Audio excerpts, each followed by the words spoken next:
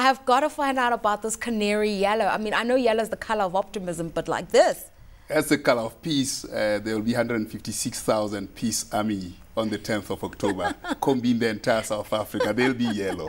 So 109 days from now is the census. The streets will be yellow. Absolutely. All right, so Census 2011, I know you're on a big awareness drive, getting people aware why it's important. Why is it? It is very important. At the simplest level, is if you do not know how many children are there in your own house, you do not know how much meal and how much meat you'll have to buy. So if you're a president of the country and the political organization of a country, you've got to know, if you are business people, you've got to know how many people are there in the country so that you can provide the kinds of services and they should supply the kind of labor that you require. What if people say, you know, this is a waste of an effort, this is a waste of people's time? We know South Africa has 49 million people. We just need to get to grips with the plans to provide basic services for 49 million people. Of course, I get very happy when my village is bigger than my wife's village, but that it doesn't end there. You've got to know the age structure of the population so that you can project into the future about the labor force. You need to know the characteristics of the population. That's why we ask about 50 questions about the individual, your age, your sex, your level of education, your employment, if you are a woman, the number of children you have given birth to, and the most recent birth, so that you can work on projections. I mean, we've just seen CPI figures coming out for the last month, and it just shows that inflation is rising above 4.6%. And people are saying, you know what, economically the country is not looking good. Even if the fundamentals are sound, this economy is still sluggish and people are still bucking under the pressure. Those kinds of figures, what do they mean to you? They mean nothing. I don't have taste buds. Mine is to provide the figure. The policy, people have to look at policy options as to how they tackle the issues. Otherwise, I'll be a monkey in my own forest and becoming a judge. What I do is to provide figures. And then the policy people give you know, the reason options. I'm throwing these figures at you is because it's figures that policymakers use to evaluate and gauge whether, you know, whether their programs are successful.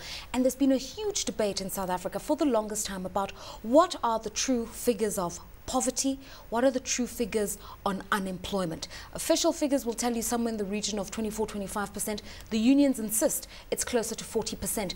And the statistics, we don't know which statistics to believe. Oh no, you should believe in South Africa's statistics. That's the fact finder of the nation. There is no other.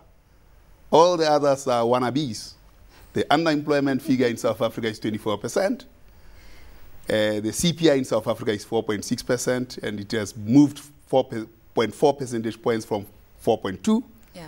And the GDP growth, you also have the figure for that. That's the fact finder of the nation. That's the decisive and the definitive measurer of facts in the country. So you provide these facts as to the demographics, levels of unemployment, levels of education, and what do policymakers do with it? Because the general perception is they are sitting with the statistics, but they don't have a plan.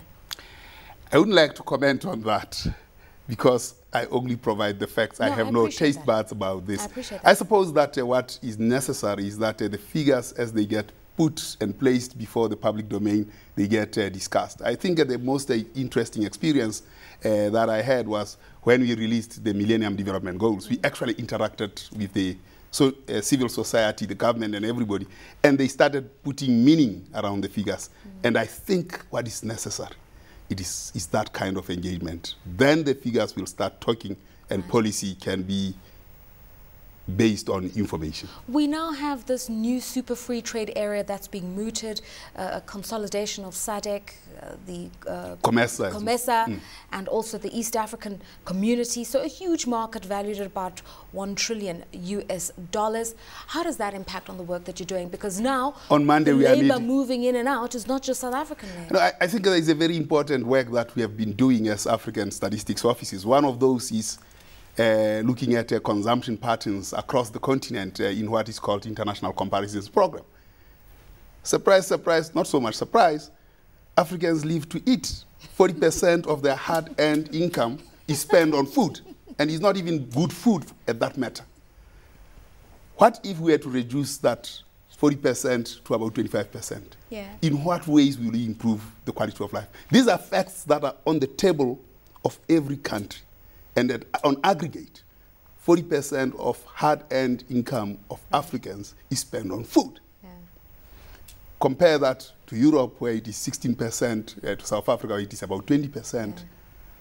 These are the challenges, and the numbers are speaking tomes and tomes of information.